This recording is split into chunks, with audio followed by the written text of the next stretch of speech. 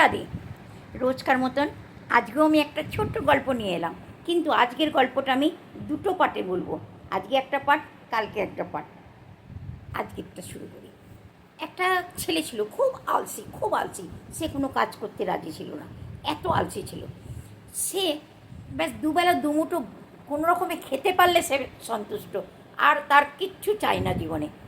সেই সময় সেই মতো অবস্থায় তাকে কেউ একজন সালাহ দিল, তুমি এক কাজ করো, অমুক জায়গায় চলে যাও, ওখানে একটা আশ্রম আছে, সেই আশ্রমে গেলে তুমি দুবেলা খেতে পারবে, কোনো কাজ টাজ করতে হবে না, শুধু প্রবচন শোনো গুরুজির, আর ব্যাস। ও তো খুশি, ও চলে গেল সেই আশ্রমে। দুবেলা শুধু গুরুজির প্রবচন শুনতো, আর এখানে 3বার খাবার পেত।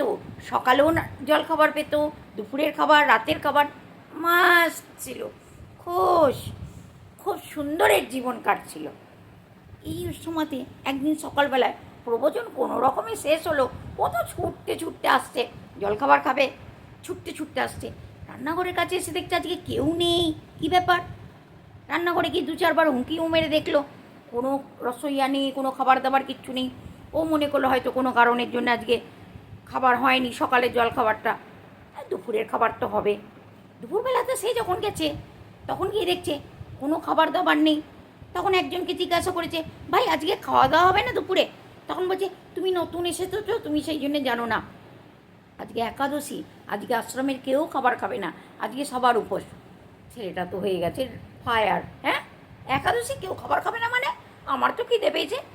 ও চলে যাবে সোজা গুরুজির কাছে, গিয়ে গুরুজিকে বলবে, গুরুজি আমার তো খুব খিদে পেয়েছে, আর আপনার আশ্রমে তো আজকে কিছুই খাবার হয়নি। গুরুজি বলবে, ওরে মূর্খ, আজকে একাদশী, একাদশীর দিন কেউ খাবে না অন্ন, সেই জন্য আমাদের আশ্রমে কোনো রান্না হয় না একাদশীর দিন। কিন্তু আমি এসব জানি না, আমার তো ভীষণ খিদে পেয়েছে আর আমার খাবার চাই, ব্যাস, আমি এসব কিচ্ছু জানি না, আমাকে খাবার চাই। গুরুজি কী করবে এরকম মূর্খ লোককে নিয়ে?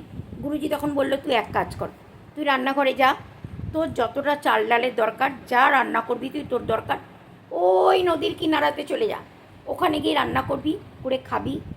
আর একটা কথা মনে রাখিস, খাবার আগে কিন্তু ভগবানকে আহ্বান জরুর করবি, যে ভগবান যে এসো, এসে ভোগ লাগাও। ভগবানকে ভোগ লাগিয়ে তবে নিজে খাবি, আর নিজে খেয়ে চান করে নদীতে হাত পা ধুয়ে তবে তুই আসবি আশ্রমে, তার আগে কিন্তু আশ্রমে আসবি না, মনে থাকে যেন। ছেলেটা চলে গেল, যতটা তার চাল ডালের দরকার অতটা চাল ডাল নিয়ে সে নদীর কিনারাতে চলে গেল। নদীর কিনারাতে গিয়ে সে কোনো রকমে কাঁচা পাকা রান্না করলো, করে সে ভগবানকে আহ্বান করলো, হে প্রভু এসো, এসে ভোগ লাগাও। স্বয়ং রামজি এসে হাজির হয়ে গেল।